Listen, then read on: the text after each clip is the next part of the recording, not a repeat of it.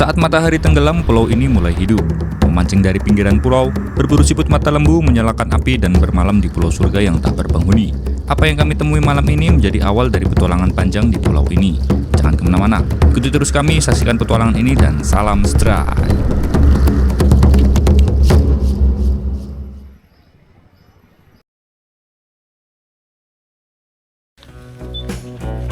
Perjalanan kali ini kami mulai dari sebuah pelantar pantai yang terletak di Pulau Galang, Kota Batam, Provinsi Kepulauan Riau. Dengan perbekalan secukupnya, kami menyeberang menuju sebuah pulau kecil tak berpenghuni bernama Pulau Telejek. Pulau ini hanya berjarak sekitar 10 menit dari daratan Pantai Eliora, menyimpan ketenangan dan keindahan alami sehingga konon katanya pulau ini layak disebut sebagai Pulau Surga.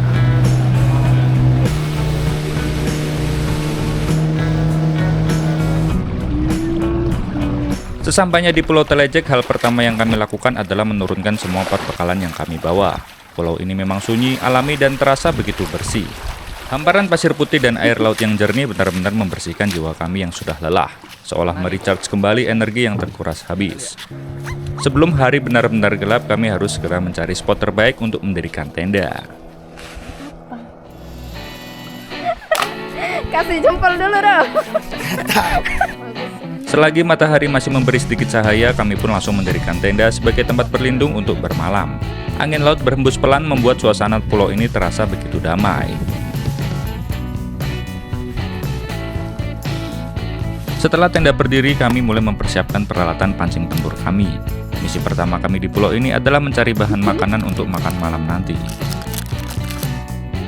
Coba pakai soft lure, mana tahu buat casting-casting ada yang nyambar.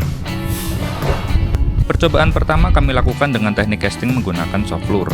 Di spot dengan air jernih seperti ini, penggunaan umpan buatan seperti soft lure bisa saja membuahkan hasil.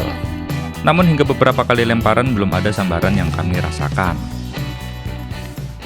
Karena belum ada sambaran yang berarti, kami memutuskan untuk mengganti umpan menggunakan udang mati. Kami berharap ada sedikit hasil untuk bekal makan malam nanti. Digotong nyamuk nanti lang.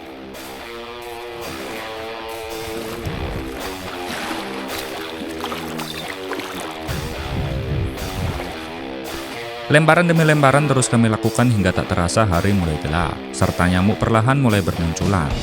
Kami pun berusaha menyalakan api untuk mengusir nyamuk sekaligus persiapan untuk memasak. Siap, panjang. Basah nggak? Basah, Mas.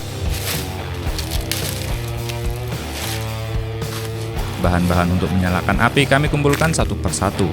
Namun tantangannya kayu dan daun yang kami kumpulkan kondisinya masih basah. Sepertinya pulau di sini baru saja diguyur hujan. Meskipun begitu, dengan sedikit kesabaran dan perjuangan, api berhasil kami nyalakan. Ada mintalan, Pak.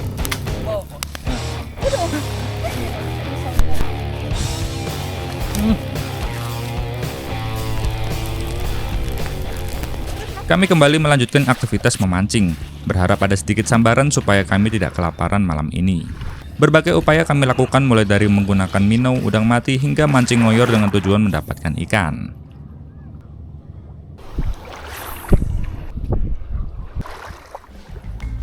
Dan benar saja, kali ini hasil mulai terlihat. Seekor ikan selincing kecil berhasil kami dapatkan. Udah ambil ngapa nggak ini? Kecil loh. Strike, strike guys. Mana tengok? Becuk. Lumayan lah untuk makan. Alah, dapat juga.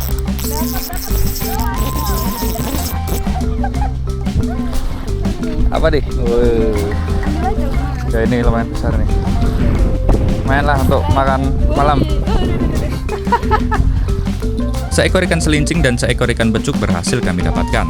Tidak sia-sia rasanya kami berusaha mendapatkan ikan-ikan ini. Sepertinya alam sedang memberi pelajaran kepada kami untuk terus berusaha dan berharap. Nah, untuk makan malam kita baru dapat 2 ekor. Semoga dapat lagi.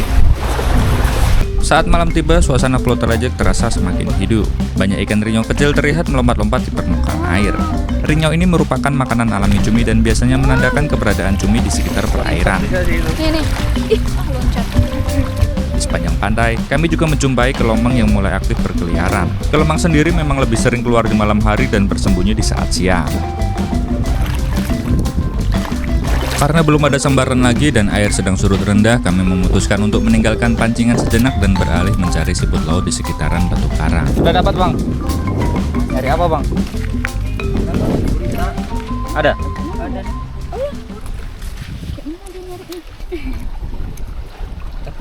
Aktivitas ini oleh orang pulau biasa disebut sebagai berkarang. Berkarang harus dilakukan dengan sangat hati-hati karena karang yang licin dapat membuat kaki terpeleset dan meningkatkan resiko cedera. Selain itu, kita juga wajib menggunakan alas kaki untuk mengantisipasi hewan berduri maupun benda tajam. Tak lupa juga kita harus waspada terhadap hewan laut berbisa seperti ular laut, ikan beracun, dan hewan berbisa lainnya. Di sini kami menemukan berbagai jenis siput laut termasuk siput mata lembu yang jumlahnya cukup banyak. Mantap, dapat mata lembu. Siput mata lembu merupakan salah satu spesies siput laut yang biasa dikonsumsi di daerah tertentu. Ia dapat tumbuh hingga 9 cm dan biasa ditemukan di area sekitar Batu Karang. Siput mata lembu memiliki cangkang yang sangat keras dan tutup pelindung yang berbentuk seperti mata lembu. Itu sebabnya orang sini menamainya siput mata lembu.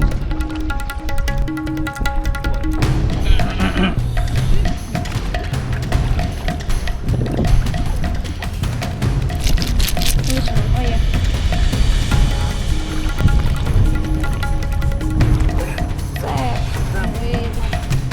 Dua, tiga. Wow.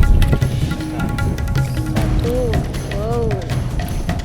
Yang main di sini. Dua. Tiga. Wow. Di sini kami juga menemukan siput yang berbentuk kerucut. Sebenarnya ukurannya cukup besar untuk dikonsumsi. Namun kami tidak tahu apa nama jenis siput ini. Untuk menghindari resiko yang tidak diinginkan, kami memilih untuk tidak mengambil jenis siput ini. Oh. Buat umpan bisa juga nih. Iya, makanya ambil. Kenapa nih?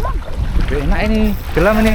Setelah selesai berkarang, kami kembali mengangkat pancingan dan hasilnya pun cukup mengejutkan. Ah, tengok. Wih.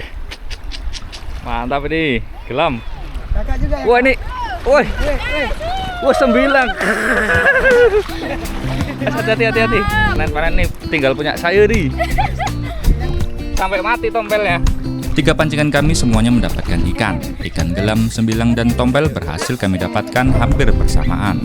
Ikan-ikan yang kami dapatkan ini memang biasa aktif di malam hari. Apalagi kondisi air surut membuat umpan kami berhasil dilempar ke rumah-rumah ikan.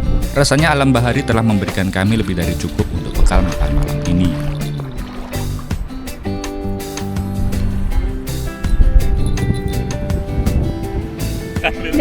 Jangan dibakar semua tuh.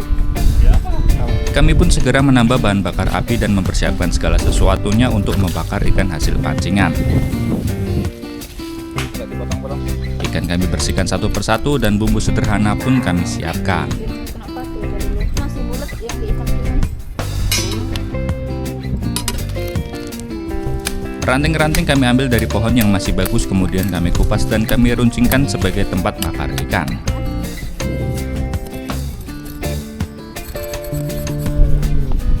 Ranting yang digunakan tidak boleh dalam kondisi kering agar tidak ikut terbakar saat proses pembakaran. Kemudian ikan kami bakar di atas bara api dengan jarak tidak terlalu jauh dan tidak terlalu dekat.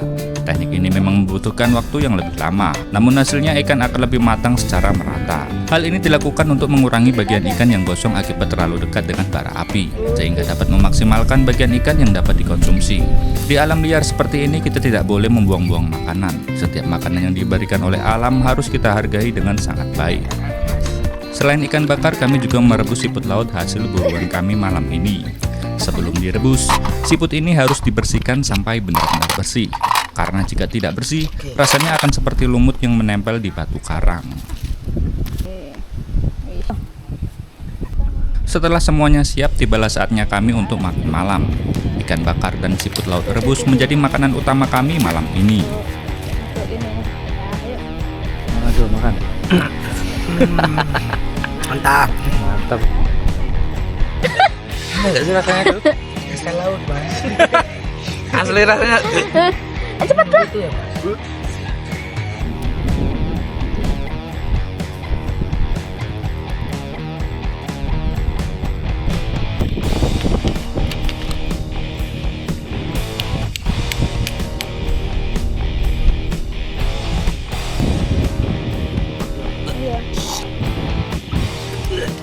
Setelah perut terisi dan ikan belum kembali menyambar, kami memutuskan untuk beristirahat dan memulihkan tenaga.